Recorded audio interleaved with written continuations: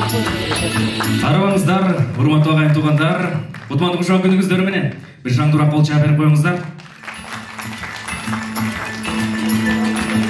3 буро жалгыз тег 3 кылгумуз, чертилбейт, күүгө келбейт, чебер болсоз, оп-оңой көргөн көзгө жөп жөнөкөй бир окта өнөрү бар айтып болгус деп айтылуу акын Алыкул жазгандай, мына ушул көзгө жөнөкөй көрүнгөнү менен, көзгө карапайым көрүнгөнү менен эмне деген сырды өзүнө камтып турган комуз дүйнөсү кыргыздын кыргыз экендигин аныктап келет. Мына ушул кылымдардын кыйырынан кыярбай, кыргыздын кайрыктары бүгүнкү күндө дагы жашап, атам замандан бери карай өзүнүн улуу жолун улап келип ушул күнгө жетти.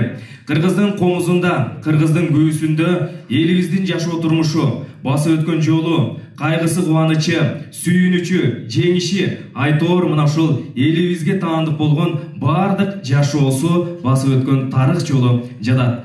Мына ушул улуу жолдо өзүнүн чыгармачылыгын жалгаштырып, бүгүнкү күндө кыргызга эмне деген сонун керемет ырларды тартуулоо менен элибизге аттын кашкасындай болуп таанылган белгилүү биздин чыгармачыл агайыбыз, Кыргыз Республикасынын эмгек сиңирген артисти Айбек Карымов дал ушул улуу өнөргө баш уруп, дал ушул улуу өнөргө өзүнүн өнөр жолун багыттап, бүгүн Каганат аттуу күүсүн сиздерге тартуулаганы турат. Эмесе агайын туугандар, бүгүнкү Каганат күүсүнүн ачылыш аземине кош келиңиздер жалпыңыздар. Кыргыз мамлекеттүүлүгүнүн түптөлүп өнүгүш жолун, каарман кыргыз элинин баатырлык күрөштөрүн, элинин келечек тагдыры үчүн өмүрүн арнаган чыгаан эр жүрөк баатырларын Каганат күүсү даңазалайт. Эгемен турмушта, эркин Кыргызстанда мына ушул Барсбек, Манас аталарыбыз баш болгон баатырлардын өрнөктүү жолун, тарыхта калган бизге айтылып келген улуу санаттарын Айбек агабыз дал ушул комуз кайрыгына айланткан экен. Бүгүнкү иш-чара Бейне өнөр коомдук фонду менен биргеликте IPChain Кыргызстан өкүлчүлүгүнүн биргелешүүсүндө уюштурулуп жаткандыгын сиздерге баса белгилегибиз келет. Эмесе, урматтуу меймандар, кадырлуу коноктор, мен сөздү көпкө узатпайын. Бүгүнкү иш-чарада бир көңүлдүү олтуруп, Каганат күүсүнүн жан дүйнөңүздөргө азык алып, көз алдыңыздарга ушул бир тарыхтын артта калган сүртүмдөрү, тарыхтын бир жашап келген, бизге чейин таасир эткен сонун бир элестери, баатыр аталарыбыздын өмүр жолу көз алдыбызга тартылып, көкүрөгүбүзгө бекем сиңсе экен дейли. Сиздердин дүркүрөгөн кол чабыңыздар менен Кыргыз Республикасынын эмгек сиңирген артисти, бүгүнкү күндүн башкы каарманы Айбек Карымовду алдыңыздарга чакырып коюуга уруксат этиңиздер.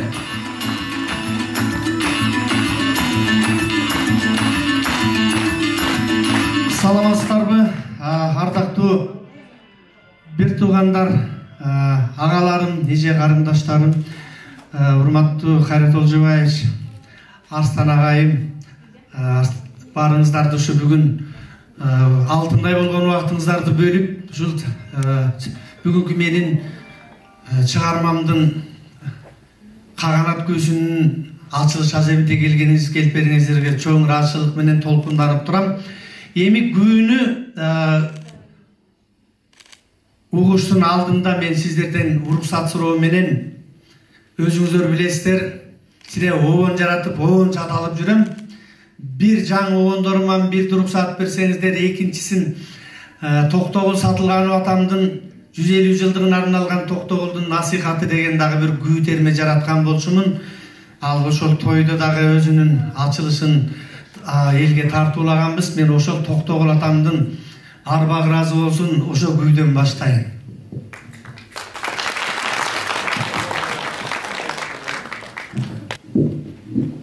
Өзү эле кадимки эле Токтогул атабыздын насыйатырларынын топтомунан мага топтоп иштеп берген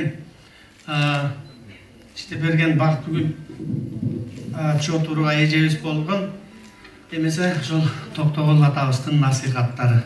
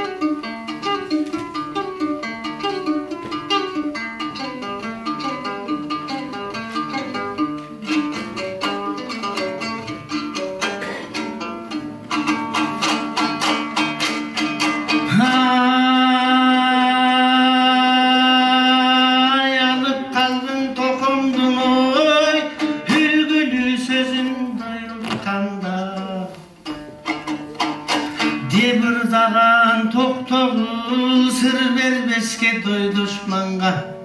Ағайын болсын деп айтқан, алдыңдан тосып шыққанға. Қанткен менен ақында қасиеттің құт бардан. Келеріңде дүниеңнің асманда тиген күндейсің, дебірдаған тоқтоғыл асыл демейсің кімдейсің. Той қылбасаң жашоңдың тіріліп барқын сен білбейсің. Жақшыны көріп өсесің да, жаманды да көрбей кирдейсің. Кетеріңде дүниеңе өлімден бетер алдайсың, дебірдаған тоқтоғылдан ойынға қантип сен албайсың. Екі өмір берген күнді таң едіп кетерсің, қардайсың. Ақыры башты бір өлімда аларлығын не танбайсың. Дайраның көркі кемеде, баланың көркің енеде, дебірдаған тоқтоғыл нұсқасы қалған елінде. 150-ге шықты деп жүректің сақтап мен төрінде, ақынды даң табырдағандан алатоған ағыр күзей жерінде. Ақындың даң табырдаған дегенмен алатоған ағыр күзей жерінде.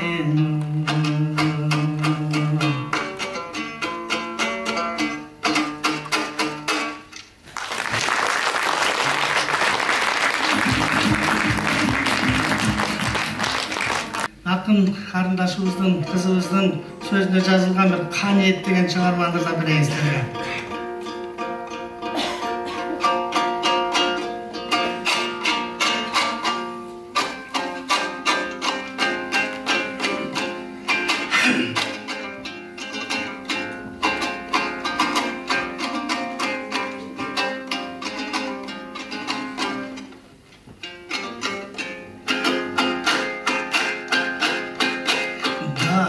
Ayraday ağıldım, şamalday soğuldum.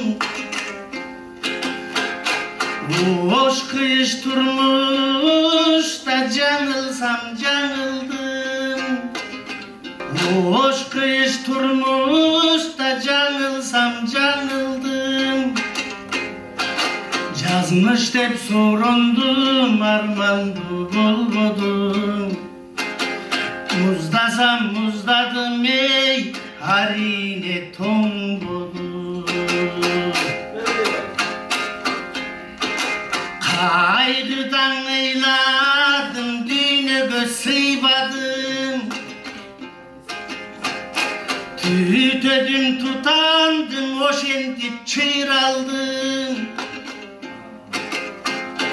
Süyügün ildim, kutumun hüyümdün.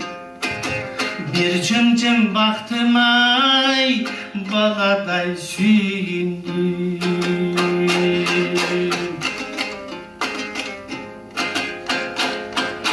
Kakşıgan düğüne cangırday çabıldım.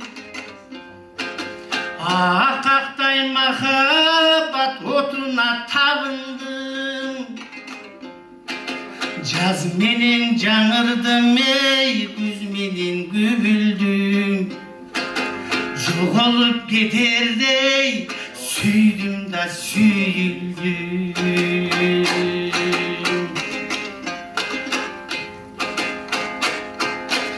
Жаңылған жазғандың жүзінен сыладым. Жабыққан пендеге жақшылық сұрадым. Дастандай ырдалдым, дарақтай ырғалдым. Müşküldü taqdırgıy eğildim sınbadım. Dastanday ırdaldım, daraqtay ırgaldım. Müşküldü taqdırgıy eğildim sınbadım. Ay hiç kaçan sınbayım.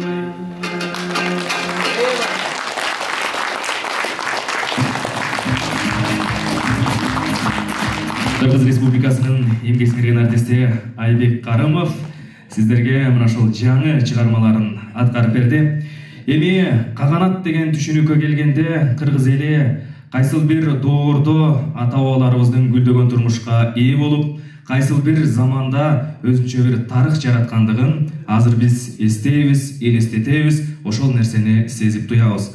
Каганаттын артында же каганат деген түшүнүктүн ары жагында чоң бир маани, маңыз, мазмун жаткандыгын ар убак билип келебиз.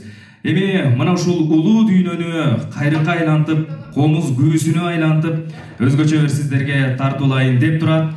Бүгүнкү иш-чаранын максатына ылайык ошол каганат күүсүнүн бет ачарына же болбосо каганат күүсүн жалпыбыз уга турган учурга дагы кез келди. Эмес урматтуу меймандар, кадырлуу коноктор, Айбек Карымовдун каганат көзүн аткарып берүү үчүн алдыңыздарга Акак комузчулар ансамблин чакырып коюуга уруксат этиңиздер.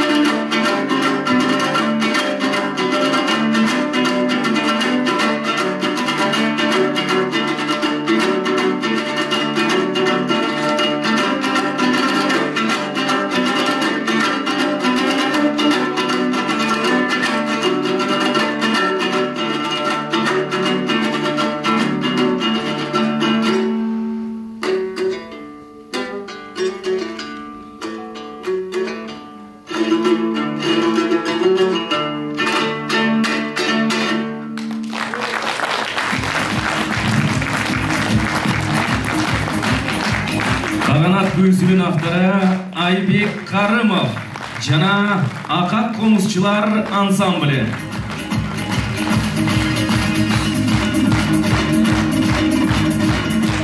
Наристе кезинен башка элдин арасында өсүп, бирок комуздун күүсүн укканда кыргыз экенин туюнган 40 жигит жөнүндөгү баян уламыш бекер жеринен болбосо керек. Анткени ушул комуз кайрыгы, комуз күүсү кыргыздын кан жанында жашап, жан дүйнөсүн дүрбөтүп өзгөчө бир сезимдерге бөлөйт эмеспи. Дал ошол каганат күүсү дагы элибиздин өтмүшү менен тарыхын эсибизге салган, келечекке ала турган багытыбызды, жолубузду бир аныктоого, тактоого жарыгын чачып турган керемет күүлөрдүн катарын толуктасын деп бир кол чаа берип коюңуздар. Жаңы эмгек кут болсун дейлем Айбек ага. Урматтуу меймандар, дал эле ушул күүнү азыр видео вариантындагы уюштуруучулар, авторлор кеңешип даярдашкан. Жалпыңыздардын назарыңыздарды экранга бурсак, ага чейин дал ушул оркестр үчүн, видео үчүн өзүнчө бир иштеп чыгып шөкөттөгөн, кыргыз элинин дагы бир чыгаан уулу, кыргыз музыкасын дүйнөгө жайылтууда керемет бир эмгектерди жасап жүргөн Азамат Отунчуев айкеме бир кол чаап коюңуздар. Азамат агабыз ушул видео вариантын өзгөчө бир шөкөттөп оркестрге иштеп чыкты. Ал эми видеону жасагандар мына ушул Кыргыз-Түрк Манас университетинин коммуникация факультетинин реклама жана коом менен байланыштар бөлүмүнүн ага окутуучусу Каныбек Өмүрбеков агайыбыз жана агайыбыздын студенттери 3-4 курстун студенттери Нурзада Алибек кызы, Бегимай Бейшебаева жана Гүлдана Нурлановага бир кол чаап коюңуздар. Мына ушул кыздардагы Айбек агабыздын эмгегин элге жеткирүүдө бир артыкча эмгек жасашты. Эмесе жалпыңыздардын назарыңыздарды экранга буралы.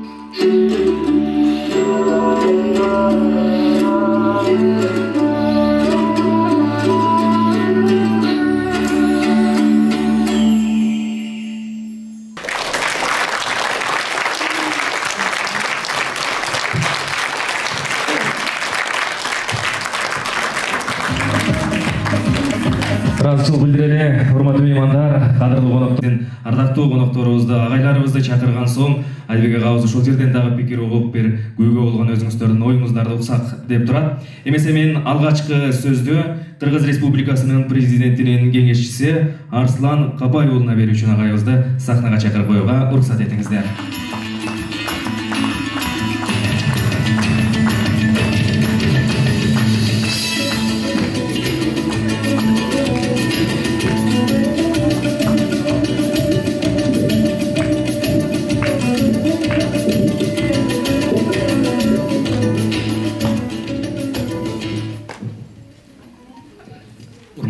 Урматтуу Айбегеним, бүгүн эртең менен таксиде келатыбынан ушул кыргыз оончулары, күйчүлөрү жөнүндө сөз болуп, бирөө айтып калды.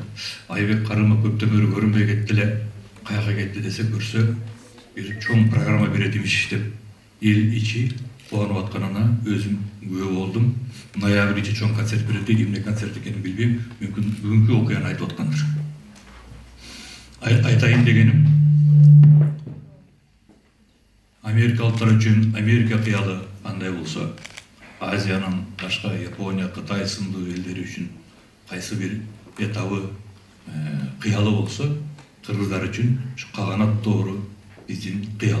Себеби каганат биз үчүн стабилдүүлүктүн, элдүүлүктүн, материалдык жана рухий ренессанстын өрнөгү биз үчүн бир кыял дагы да болсо. Себеби 3000 жыл дейбиз, 3000 жылдык тарыхыбызда кыргыздар ошол каганат доорундагыдай бир мезгилди экинчи баштан өткөрө албаптырбыз.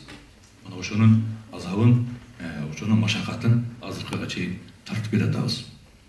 Ошол себептен 21-кылым болсо дагы бирөөлөр республика жөнүндө ойлонот экен, бирөөлөр демократия жөнүндө ойлонот экен, бирөөлөр президенттик түзүлүш, парламенттик түзүлүш деп атканда дагы биз үчүн биздин өткөн доорубуздун үлгүсү каганат биз үчүн дагы да болсо идеал бойдон калат.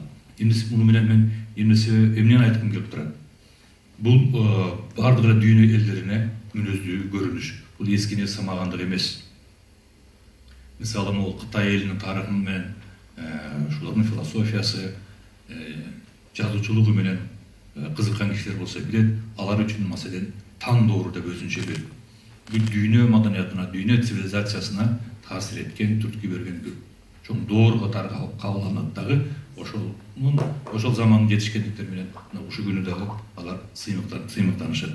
Демек биз дагы каганат доору менен сыймыктанууга акылыбыз. Ал эми күй жөнүндө айта турган болсом, мындан эми бир 30-40 жыл илгери болсо керек. Мен эми музыкант эмесмин. Бир урдай ушу бизге комуздун күүлөрүн угузуп, мындай бир философия илимдеринин доктору, профессор сурап калды. Бул күй жөнүндө эмне деп ойлойсуңар деп. Ошол ой азыр кайрадан менин башыма, эсиме келип отурат. Мен мынтип айттым да, кыргыздын санжырасы, кыргыздын уламыштары, ошонун ичинде кыргыздын күйсү биздин ашып барса 500 жылдык, 600 жылдык тарыхыбызды чагылдырып, андан ары бүдөмүк. Себеби биз ошо Тагай бийдин доорунда деп айтабыз, бардык кыргыз күүлөрү андан аркы 1000 жылдык тарыхыбызды чагылдырабы деген. Мына бүгүн каганат күйсү аркылуу бул биздин 1000 жылдан мурунку, 1,5 жыл мурунку тарыхыбызды ушу күүнүн ыргагы менен, күү аркылуу таанууга, ошону интерпретациялоого, ошону дагы бир жолу ойлонуп күүгө салуунун өрнөгүн көрүп отурабыз. Анан менен күйчү болуп мындай деп айтайын. Бул күүнүн ыргагынан ошо биздин Барсбек аталар, Алпбилге аталар, Эрен улуг аталар тарткан күүлөр болсо керек. Ошонун баарын бүгүн Айбегенибиз чогултуп, бир жакшы күү тартуулап, кыргыз күү казынасын байытып отурган экен. Ийгилик каалайм сизге. Чоң рахмат, Расыл Бүдүлер Арслан агай. Кийинки сөз Кыргыз Республикасынын маданият, маалымат, спорт жана жаштар саясаты министринин биринчи орун басары Иманалиев Кайрат Болжобаевичке берилет.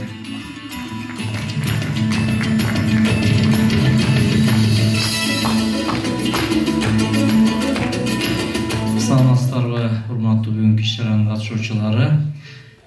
маданиятыбыздагы жакшы жаңылык деп айтар элем.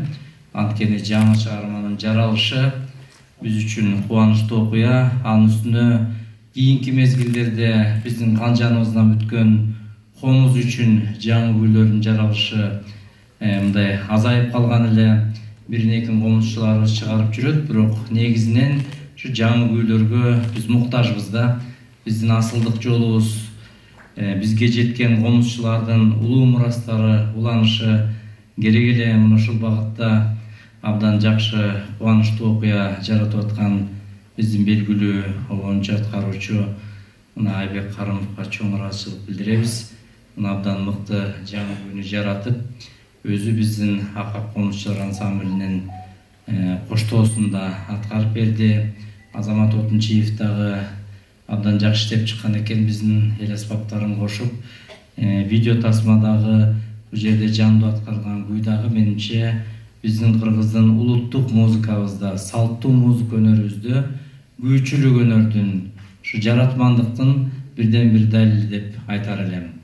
Мына ушундай биздин улуттук музыкабыздын, интеллектуалдык менчигибиздин коргоо, ушуларды жайылтуу, буларды санариптештирүү боюнча атайын эл аралык уюм түзүлүп, ушул уюмдун өкүлдөрү бүгүнкү иш-чараны өткөрүп атат. Бул жерде биздин ушу интеллектуалдык менчик борборунда, уюмунда иштеп, мына ушул жерде ишин улантып аткан биздин көрүнүктүү акын драматург агабыз Жалил Садыковдун кызы Жипара эжебиз ошондой эле ырыс айым ушу иш-чараларды уюштуруп, ушундай бир биздин маданиятыбыздагы жакшы урунтуу окуяларды элге жарыялап аткандыгы үчүн мен биздин министрликтин атынан ыраазычылык билдирем. Күй чынын айтканда биздин комузчулардын репертуарынан ала турган күй болуптур. Бул жерде ошо музыканттарыбыз да отурат. Акак комузчулар ансамбли бүгүнкү күндө кыргыз комузун дүйнөгө угузуп жүргөн мыкты ансамбль болуп калды. Бир кезде мына 39-жылы Атай Огонбаев ушу комузчулар ансамблинин Кремлде кандай дүркүрөткөн болсо, Найым Кулболдуев, Чалаз Сабаев ошол сыяктуу комузчулар ансамблинин бүгүнкү күндөгү эң активдүү иштеп аткан топ бул Акак комузчулар ансамбли. Ансамблдин чертүүсүндө дагы абдан укулуктуу, абдан музыкалык жактан дагы жанга жагым, жүрөккө жакын чыгарма болуптур. Иштеп чыккан дагы ансамбль үчүн абдан жакшы иштелип чыккан деп ойлойм. Ансамблдин көркөм секретарына Сүйөркулова бул жагынан өтө чебер адис, жанагындай жеке аткаруучулукка бөлүп, анан ансамблге бөлүп, ошонун ичинен өзгөчө терип черткен жагынан дагы, шаңдуу черткен жагынан дагы күй өзүнүн мындай бир аткаруучулук жагынан эң ийине жеткир аткарылды бүгүнкү биз уккан чыгарма. Ал эми ансамблге дагы абдан жакшы отуруптур. Бул жагынан Азамат өзү жакшы адис. Менимче бул жагынан дагы биздин этнографиялык фольклордук оркестрлерибиз, ансамбльдерибиз аткарып чыкса, бүгүнкү күндө репертуарыбыз абдан байыт экен. Мына быйыл биз ушул ансамбль оркестрлер үчүн обработкаларын, иштеп чыгуулардын конкурсун жарыялайлы деп атканбыз. Ошондой эле ушул композиторлор үчүн жаңы чыгармалардын конкурсу жарыяланды. Ошого дагы катышсаңыз, эң бир мына бүгүнкү күндөгү биздин музыка өнөрүбүздөгү жакшы жаңылык. Ошон үчүн мен сизди куттуктайм. Сиз абдан биздин улуттук маданиятыбыздагы мыкты уюткулуу ондорду жараткан жаратмансыз. Мына эми күйчүлүк өнөрдү дагы алып жүрсөңүз, буюрса башатыңыз абдан жакшы башталды. Кол чаап коелайбыз. Анан жалпы уюштуруучуларга чын айтканда биздин ушундай Кыргыз радиосунда 1200 сааттык алтын казнабыз бар. Ошонун бир тобун биз санариптештирип бүткөнбүз. Дээрлиги бүткөн. Азыр дагы мына бүгүнкү күндө ушу алтын казнага карап кала турган жаратман чыгармалар жаралып атат. Ошолорду санариптештирип, ошолордун укугун коргоп, сактап, дүйнөгө жайылсак, биз улуттук маданият үчүн чоң кызмат кылган болобуз. Ошон үчүн ушул бүгүнкү иш-чараны уюштурган уюмга дагы мен албан ийгиликтерди каалайм. Рахмат. Чоң рахмат агай. Ыраазычылык билдирели. Эми дароо эле кийинки мейманыбызды сөзгө чакырайын. Улуттук Манас академиясынын президенти Таланталы Бакчиев агайыбызга кийинки сөздү берсек. Агай, келиңиз.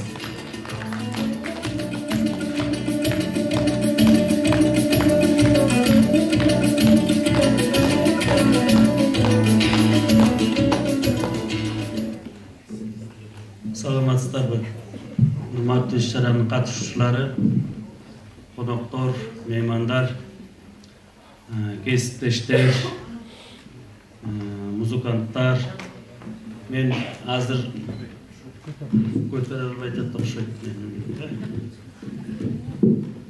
Мен азыр ушул Айбек мырзанын күйүүсүн угатып, өзүнүн bir жанрдан экинчи жанрга өтүп жаткан этабын байкап атып, Кыдыр акенин Ыбырай Тумановго бир айткан насааты эске түштү да. Кыдыр аке Ыбырай Тумановдун ырырдап атканын, балбан күрөшкө түшүп атканын көрүп угуп анан, комуздун күйүүсүн да угуп анан, ай, ырыңды да токтот, күрөшүңдү да токтот. Мындан ары кара күйгө өткүн деген экен. Сенин ошол кара күйгө өткөндүгүң бул күйүүнүн пирин сыйлап кадырлаганың болот деп. Эми Айбек мырзаны мен бүгүн көрүп, бүгүн кол алышып өмүрүмдө биринчи жолу. Буга чейин обондоруңузду угуп жүргөм, сыртыңыздан таанычмын, бирок бул күйүүңүздү угуп азыр бизде музыкада ушундай эпикалык күйүү деген жанр деп аталабы? Мына ошол эпикалык күйүүлөр жанрындагы күйүү болуптур. Буга чейин Ыбырай Тумановдун, Карамолдо Орозовдун, Асыналы Кыштобаевдин, андан кийин Чалагыз Иманкуловдун, кече мынакей жакында көз өтүп кеткен Асан Кайбылдаев агабыздын, андан кийинки мынакей Намазбек Уралиев, мына ушул аксакалыбыз Нурак Абдырахманов, мына ушул аксакалдардын, ушул аталарыбыздын күйүүнүн пири, музыканын пири колдоп, коргоп келген, кыргыз элине кызмат кылып келген, ушу эпикалык күйүүлөрдү жаратып келген, Манас тематикасында болобу, Кошой күйүүсү, Манас күйүүсү, Каныкейдин Жомогу, Алмамбет менен Чубактын Чатагы, Атилла аттуу күйүүлөрдү жараткан ушул инсандарыбыздын улантуучусу ушул Айбек мырза болуп аткан экен. Күйүүңүз чын эле мага жакты. Мен жеке өзүмдүн болгон музыкага болгон көз карашымдан улам айтып атам. Мен да музыкант эмесмин. Бирок ошо филармонияда окуп жүрүп, музыканттар менен бирге жүрүп, комузчулар менен бирге жүрүп, мен көп учурда ушул айтылуу Асан Кайбылдаев менен сырдашып, ушул күйүү боюнча, Ыбырай Тумановдун тагдыры боюнча, ал кишинин чыгармачылыгы боюнча аңгемелешип, пикир алышып жүрүп, ушу күйүүнүн өзүн таанууга, ошону түшүнүүгө даллат кылганы. Ошол даллат, ошол аракет менен бүгүнкү тажрыйбам менен бүгүнкү сиздин күйүүңүздү уктум, кабыл алдым. Мында чын эле Хакасияда Уч-Соз деген жер бар. Барсбек Каган бирде кайып болгон дейт. Бирөөлөр айтат, ошол жерден жарадар болгон дейт. Мына ошол эркин талаа мейкинди ошол жер элестетти. Мен ал жерде 1-2 ирет болгом, ошол жерде элестетип, ошол Барсбектин жарадар болуп, анын чоросу атына ушул душмандарга кор болбосун деп сөөгө ала качкан жерин элестеттим. Бул күйүү аркылуу мен биздин тоолорду элестеттим. Кайсы бир учурда бул эркин талаа, айдоо талаа, деңиз менен тоону бириктирип турган мына ошол талааны элестеттим. Бийик аскалуу зоону элестеттим. Чыгармачылыгыңыз арта берсин. Күйүүнүн пири камбар ата колдоп жүрсүн. Манас атабыздын касиети коргоп жүрсүн. Мүмкүн илгери Саякбай атабыздан Азиз Салиев сураган экен. Ой, Саке, сиз эмне ыр чыгарбайсыз деп. Анан Сакебиз жооп берген экен. салганым бүркүт болсо 40 салып не керек дептир. Анысында эми 40-тен өттүңүз, эми бүркүт сала турган мезгил келген экен. Ошол этапка өткөн экенсиз. Чыгармачылыгыңыз арта берсин. Рахмат. Чоң рахмат. Ыраазычылык билдирели. Кийинки сөз Кыргыз Республикасынын Министрлер Кабинетине караштуу интеллектуалдык менчик жана инновациялар агенттигинин автордук жана чектеш укуктар башкармалыгынын башчысы Кудайбердиева Гүлбара Нишанбаевнага берилет.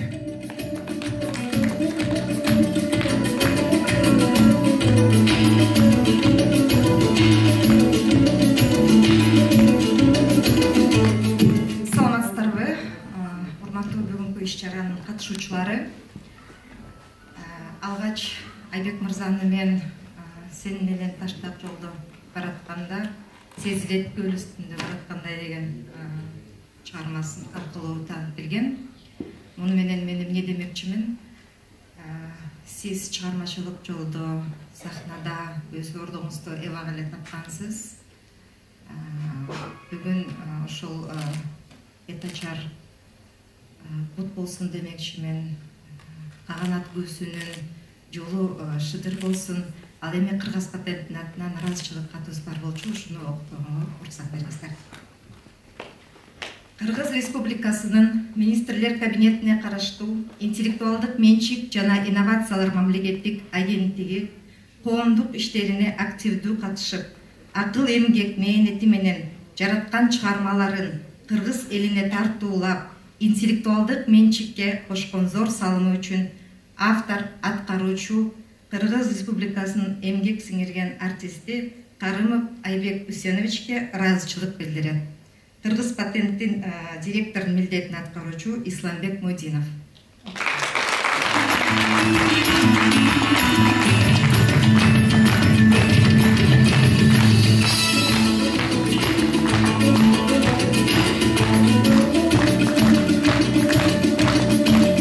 Ыраазычылык билдирели. Жогоруда Арслан агай ноябрдын ичинде бир иш-чарасы болот экен деп Айбек агайдыкын айтып калды. 7 ноябрь күнү Кудай буйрса Токтогул Сатылганов атындагы Кыргыз улуттук филармониясында чыгармачылыкка 30 жыл же ыр дүйнөгө сагыныч деген аталыштагы Айбек Карымовдун чыгармачылык кечеси болот. Буйрса ал жака дагы келсеңиздер болот. Эмесе, урматтуу меймандар, кадырлуу коноктор, кийинки конокко сөз берсек, азыр IPChain Кыргызстан өкүлчүлүгүнүн техникалык өнүктүрүү бөлүмүнүн башчысы Буняк Виктор Викторовичти сахнага чакырабыз.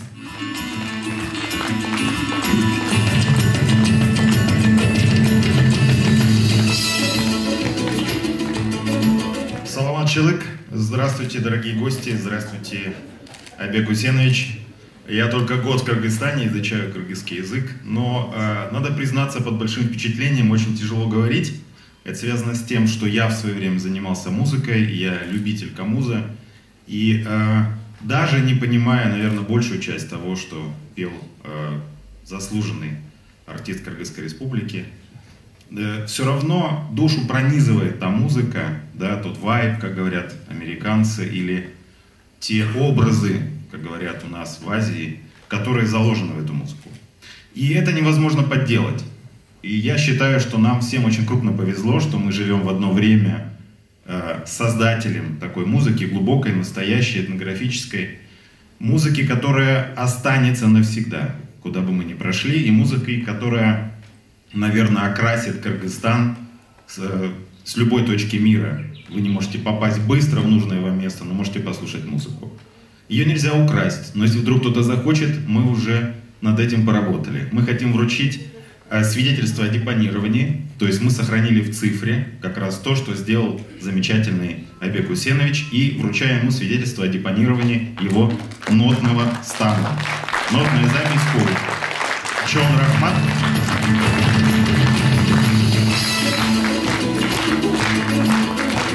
Ыраазычылык билдирели. Чоң рахмат. Бүгүнкү иш-чараны дагы Бейне өнөр коомдук фонду менен биргеликте дал ошол IPChain Кыргызстан өкүлчүлүгү уюштуруп жаткандыгын дагы бир ирет эсиңиздерге салайын. Эмесе кийинки сөздү Кыргыз Республикасынын эл акыны Кожогелди Култегин агайыбызга беребиз.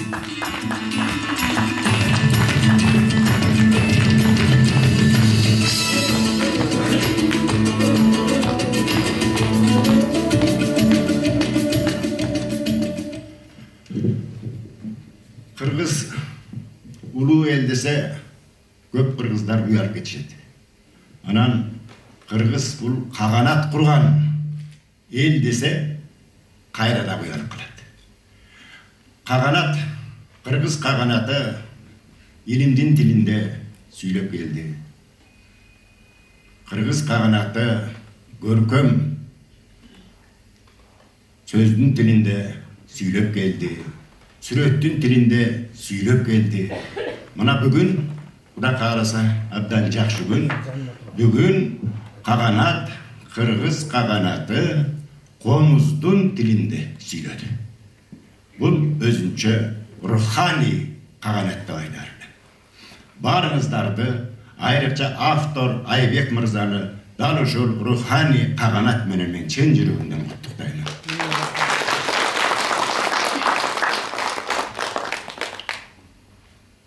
Men bir sunuş aytarım. Mümkün boluşunca erterek uşul günü abdan bir jakşı jasargalangan oz üydün içinde azırkınday 5-6 kişi emes, bir 30-40 kişini batırıp boz üydü tartıp, boz üydün jalpı jasalga emerekleri menen kaganatты boz üyge baylanışkan, göçmönçülükke baylanışkan iştirik detallar menen jalpı kaganatты sürettese kadimkidey çoğun bir görküm film çığa turgan eken. Albatta azırkı atkarular şaşılış ekeni bilinip durat. Biroq eng negizgisi gü ul çınığı Kırgızdın tolup kanıdı çıkarması boluptur. Dal oşol ibarat kanday Kırgızdın жүрөгүнө жетip atkan bolsa, kaganat güysü mından da mıқты atkarılışlarında sözsüz dağı жүрөгкө öde jakın жетет. Ana nebe mına video variant menen bir sunuşum var. Belki işteysiңер biz ошо үчүн каласыңарбы? Могул Kırımdın art jagын koyuş gerek. Kırımdın beri jagındaki kişilerge тийбегиле. Alar ar kanday bolot, talaş bolot. Mına 1000 жылдык nar jagındagı, Kırımdın ar jagındagı uluu kişilerдин barысын janagындай сүрөттөсөңөр bolot. Biroq beri jak ötkөндө anын barысы talaştуу bolot. Antkeni kээ men andan kıyınmын дейт. Anan oşontип анан кийин үйгө карата bir ar kanday bir subъективдүү nerseleri tartışır etip karışın günde oşonduktan janagı lичносттордун, uluu insanlardын сүрөттөрүн койгондо жалгыз гана Кырымдын ар жагындагыларды коюш керек. Ошол менин сунушум. Ал эми гү толук ишке ашкан, Куда кааласа бул иш чара Айбектин ноябрь айында 7 ноябрда боло турган жалп белге берчү чоң отчеттук концертинин мындай bir башталышы сыяктуу сезилип атат. Менимче ушул күнү абдан бир жакшы пайдаланышыңар керек. Менимче бүтө турган кезинде же башындабы абдан бир өзгөчө эмгек менен элге сунсаңар, Куда кааласа эл өзүнүн ушунчалык bir бүгүнкү күндө могул саясат абдан bir çarkeş bolup turgan кезде moğunday tuu masalesileri el menen talkuga alınıp turgan кезде kaganat barısın devin basıp jay-jayına koyup koyat degen oydomun. Aybek daha bir jolu uyum kutlu olsun. Çok rahmat ağay. Arbalığınızı razıçılık bildiririz. Keyinki sözdü belgili jurnalist Dүйшөк Мамет Өмүров ağayыбызга беребиz.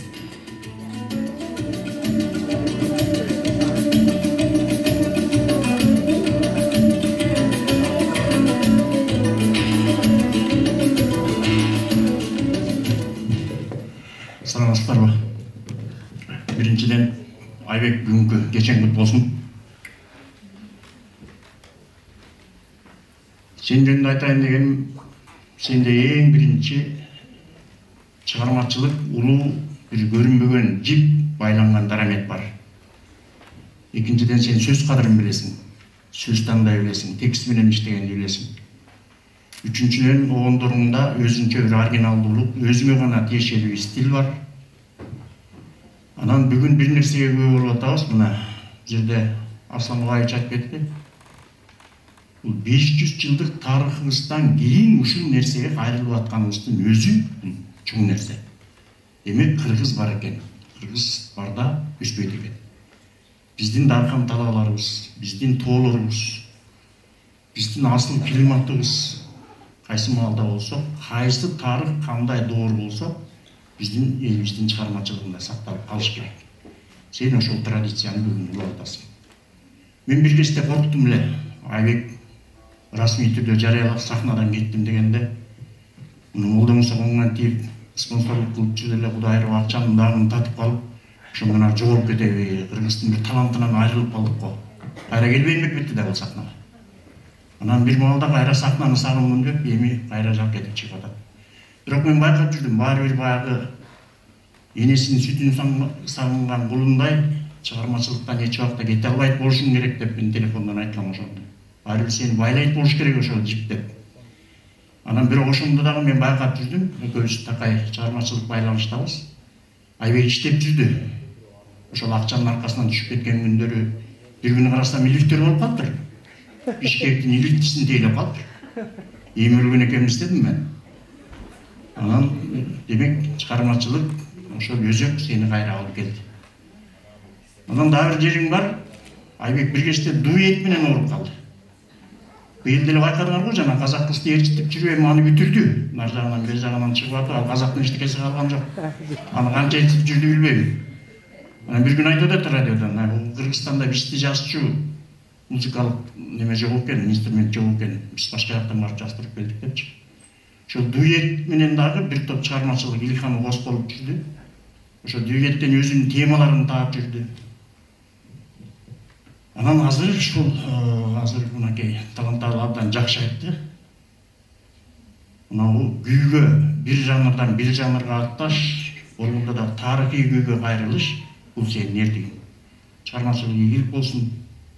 Биз ар дайым сени мененбиз. Чоң рахмат. Чоң рахмат агай, бар болуңуз. Эми урматтуу меймандар, мына ошол кыргыздын бир улуу өнөрү жөнүндө сөз кылып жанатан улуу өнөрүнө күбө болуп атабыз. Ошол өнөрлөрдүн төлү болгон, төл өнөрүбүз болгон Төкмөлүк дагы бүгүнкү күнүбүздө ушул кечебиздин ажарын ачпаса болбой калат. Кыргыз Республикасынын эл акыны Азамат Болгонбаевди алдыңызга чакырайм.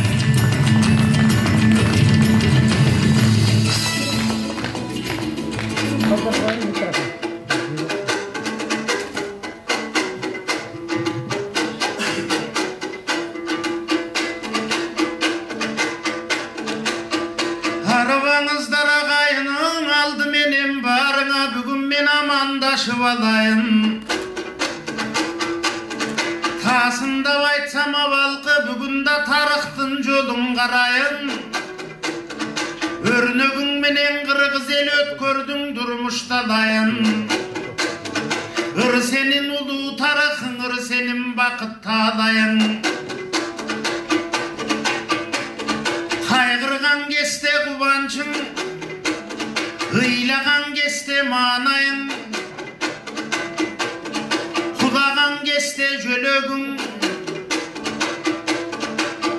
кабыландардың абалкы мына касиет кыргыз төрөдүң. Андыктан кыргыз калкында мен да өнөрдү бийик көрөмүн. Эми кыргыздын жайымамында кыдымдар менен жалгаштың, кыйырлар менен арбаштың. Өрнөгүң улуу дүйнөдөң, өнөрүң менен дой ардактуң. Байыркы жолду баскансың, кыргыз бабадан мурас тапкансың. Деңиздер менен солуп, кыргыз дайралар менен аккансың. Bir keste can başlap жаткансың, bir de жону çapkansың. Bir de жерде soymulup, bir kesteң algırday kanat. Ошол жакка өтүп, давам сызып кетиңиздер. Чоң рахмат келгениңиздерге, ыраазычылык билдиребиз.